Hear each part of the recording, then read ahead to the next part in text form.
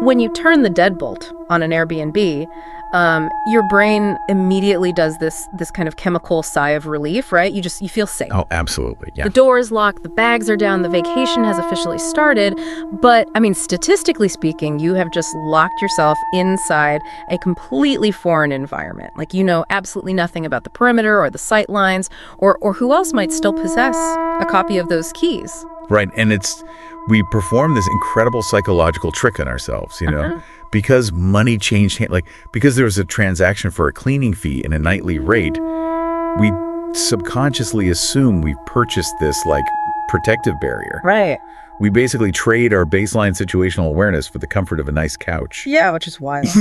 Well, welcome to the deep dive. Today, we are pulling apart 3 highly unsettling, true California horror stories. Very creepy stuff. Oh, incredibly creepy. And our mission for this deep dive is to look at the deeply hidden vulnerabilities of temporary spaces. So Airbnbs, family beach houses, festival rentals, all of that. We're exploring the actual mechanics of how the illusion of safety in these environments blinds us to physical danger. Because the psychology of temporary spaces is just fascinating. I mean, it really forces us to look at what happens when our normal survival instincts are basically put on pause. Okay, let's unpack this. We're starting with a scenario that highlights a very specific kind of vulnerability. We're looking at a space where you would normally expect safety in numbers, right? Surrounded by, thousands of people at the Coachella Music Festival. Yeah, and crowds offer a really unique psychological paradox. We feel hidden, but, to a predator, a crowd is simply a buffet with excellent camouflage. That's such a dark way to put it, but it's so true. So here's the setup. We have a 26-year-old narrator and her friend Alyssa, and they rent a 2-bedroom Airbnb for their very first Coachella. The first 2 days are incredible. It is absolute sensory overload, huge crowds, neon outfits, heavy bass vibrating through the ground.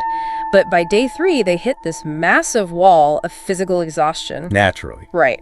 So to rally for the evening, they decide to take Molly in the late afternoon. Okay, let's just pause on the physiological state there because that's crucial. You have a nervous system that is already completely depleted from 2 days of sun, dehydration, constant auditory stimulation. Yeah, they're wiped out. Exactly. And then introducing a powerful psychoactive substance into that specific environment. I mean, it strips away the brain's ability to accurately process threat signals. Your baseline is no longer neutral. The baseline is chaos. And the chaos gets weaponized almost instantly. So amidst this massive sea of people dressed in bright, light festival gear, the narrator keeps noticing one specific man. He's around 35, scruffy, wearing a dark black shirt and heavy boots. And he is tracking her. Every time she turns around, whether they're near a drink stand or navigating between stages or resting by the fence, he is just hovering right there in her peripheral vision. Right, and look at the mechanism of that behavior. Predators often use what we call visual anchoring. Visual anchoring? Yeah, so by wearing a dark, heavy outfit in a bright neon crowd, he is intentionally standing out, which seems counterintuitive if you're trying to hide. Right? Yeah, you'd think you'd want to blend in. Exactly. But he isn't trying to hide. He is testing her compliance. He's watching to see if her brain registers the anomaly, and more importantly, if she takes any evasive action. And when she doesn't immediately flee, she fails that boundary test, which basically greenlights his escalation. Wow.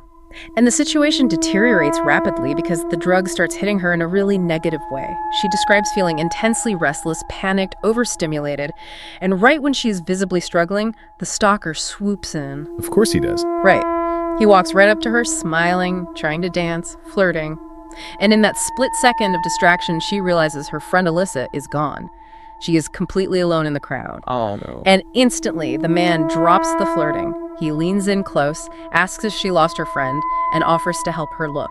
I really want to break down that specific pivot because it is an absolute masterclass in predatory manipulation. How so? Well, the offer to help a distressed person is a well-documented isolation tactic. It completely bypasses the victim's defense mechanisms because he is offering the exact thing her panicked brain demands right then, a solution to her immediate problem. Right, she just wants to find her friend. Exactly. If she accepts the help, she willingly follows him away from the safety of the herd. Thankfully, her gut instinct overrides the panic. She rejects his help and basically shoves her way out of the crowd. But the physical reaction to the substance just peaks. Her vision gets squiggly. She says nothing would stay still. The stage lights, faces, the ground, everything is shaking. That sounds terrifying. Yeah. But she manages to find Alyssa, and they bail on the festival early. They get back to the Airbnb completely drained. She crawls into bed in the dark, still somewhat high, just dead to the world. Her body is essentially in forced shutdown mode at that point. Completely. She drifts into this half-sleep, but then some instinct wakes her up. She opens her eyes, looks toward the open bedroom doorway, and standing there in the pitch black, completely silent, is the man in the black shirt from the festival. Oh my God, the transition from the public sphere to the most intimate private sphere. She absolutely loses it. I mean, she starts screaming, throws the heavy covers over her head, curls into a ball. Alyssa hears the screaming, rushes down the hall, throws on the overhead light, and the doorway is empty. There's nobody in the house. Wow. And naturally, Alyssa tells her it was just a hallucination from a bad trip. Right. And the psychology of that moment is just profoundly isolating. You have a known hallucinogenic substance in your system. Your friend offers a perfectly logical, scientifically sound explanation for what you just saw. Yeah, it makes sense. Right. So the true terror here isn't just the idea of an intruder. It is the weaponization of an altered state against your own sanity. Yes. It makes me think of like a faulty carbon monoxide detector. Oh, okay. You know, you're sitting in your house feeling dizzy and nauseous and the alarm starts blaring. But because the detector is old and it's glitched before, you assume it's just a dead battery. Oh, I see what you mean. Right. It's like it is so much more comfortable to blame the machine than to accept that the air in your house is currently trying to kill you. It's like an internal version of the boy who cried wolf. That analogy hits the mechanism perfectly. You lose the ability to trust your own internal alarm system.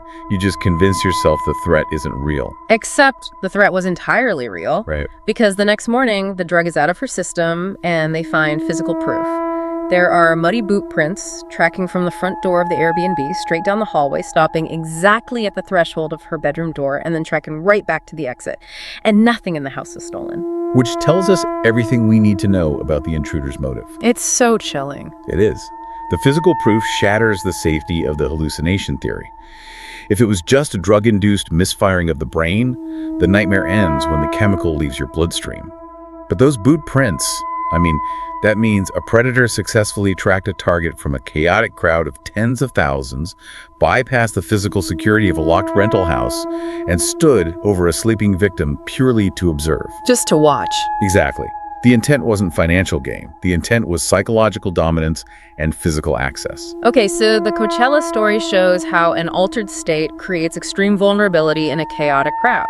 But what if your brain is entirely sober and you are surrounded by your own family? Why do our defenses still fail us in that environment? There's the psychological concept called social paralysis that explains the next scenario perfectly. And social paralysis is honestly one of the most dangerous byproducts of human evolution. So our narrator flies out to San Diego to visit his college girlfriend, Valentina, at her family's massive beach house. He gets set up in a guest room on the lower level right by the sand, and it has its own exterior staircase leading up to the second floor main entrance. Okay, good to know the layout. Yeah. So the first evening, they go down to the crowded beach to take golden hour photos for Valentina's Instagram. He takes over 100 photos. Later that night, as he's swiping through them, he notices something deeply unsettling.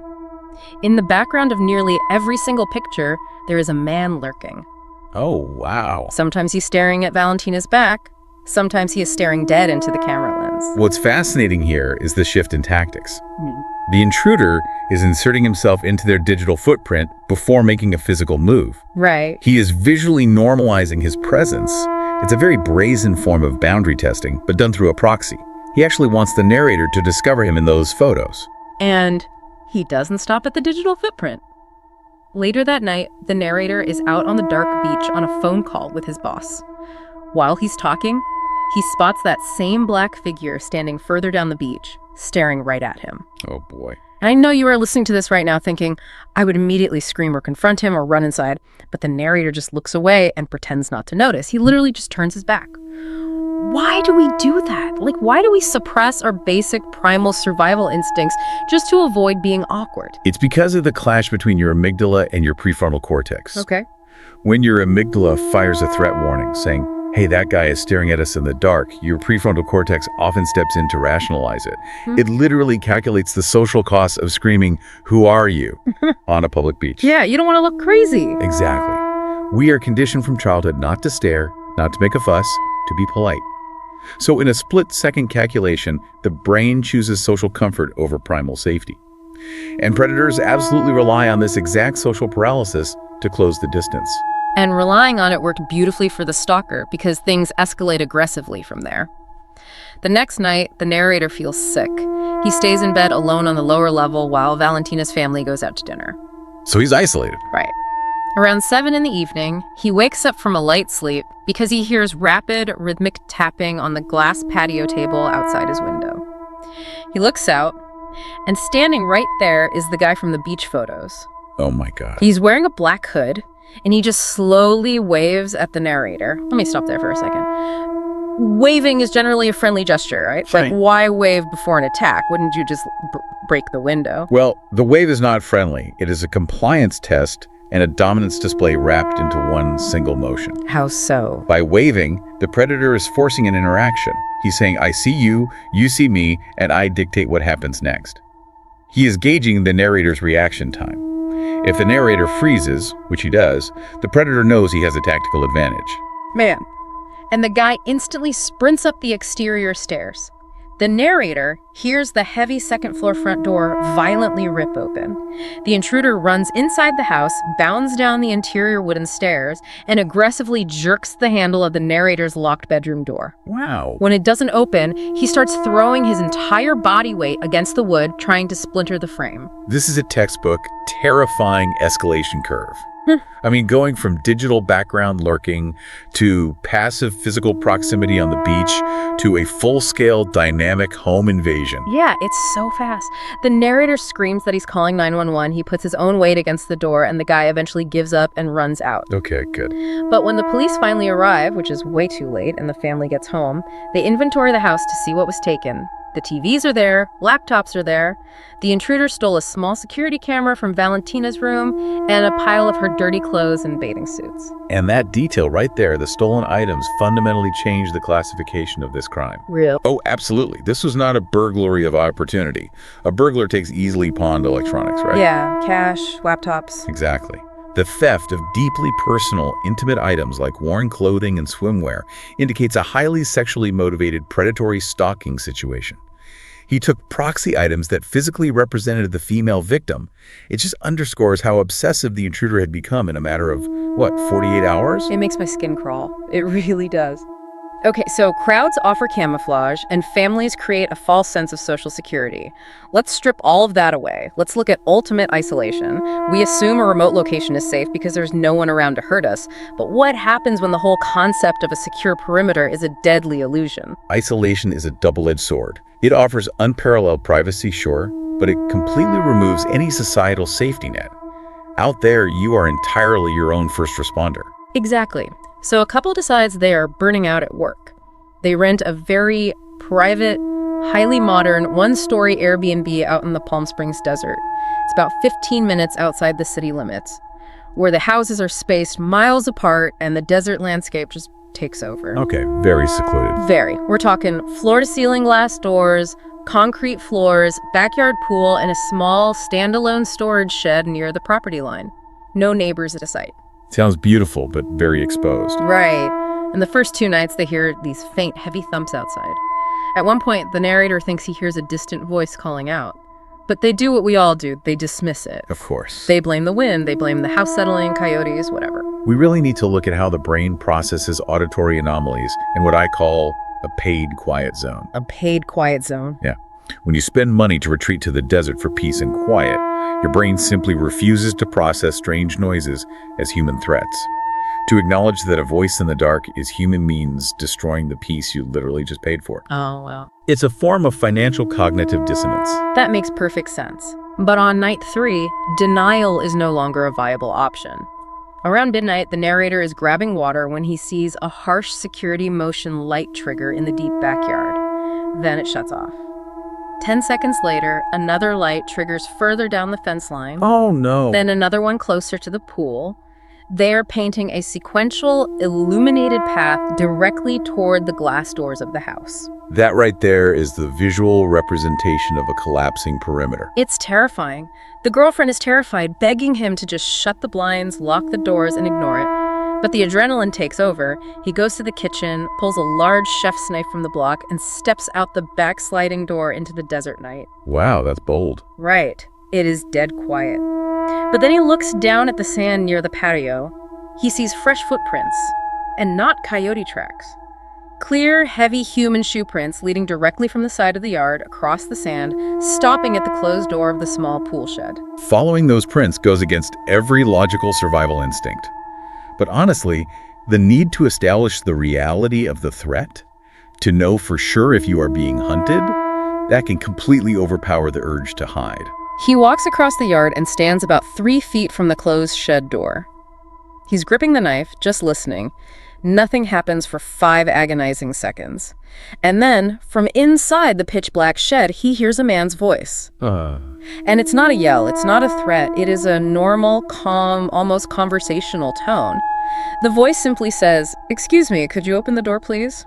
Followed by a very quiet, breathy laugh. The psychology of that specific phrase is absolutely chilling. Let me push back on that, though.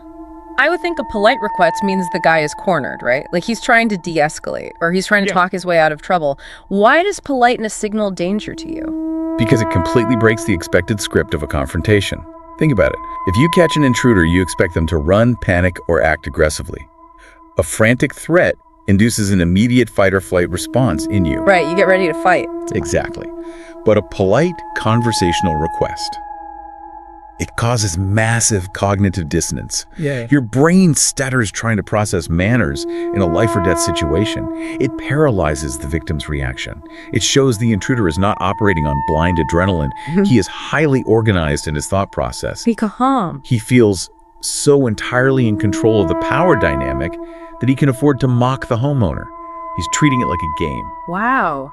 Well, the narrator breaks the paralysis, runs inside, locks the glass door, and calls 911. The police take 20 agonizing minutes to arrive because of the extreme isolation. They draw weapons, they clear the shed, it's empty. He ran off. Yeah, he slipped out into the desert, but the shed is littered with food wrappers and empty water bottles. Someone had been living in there, watching the house, watching them swim. But here is where it gets really interesting. As the terrified couple is frantically packing their bags to flee, a police officer walks out of the living room and asks if either of them owns a dirty, sweat-stained baseball hat. He found it pushed behind the couch inside the Airbnb. Oh my God. A hat that did not belong to the couple. And when they repeatedly message the Airbnb host about the breach, the host leaves them on read, never responds. Wow. Finding the food wrappers in the shed is terrifying because it confirms you are under surveillance. But finding a personal item belonging to the intruder inside the locked house that completely destroys the fundamental illusion of the locked door. It changes everything. And proves that the perimeter was breached long before the motion lights went off. He was already inside their living space.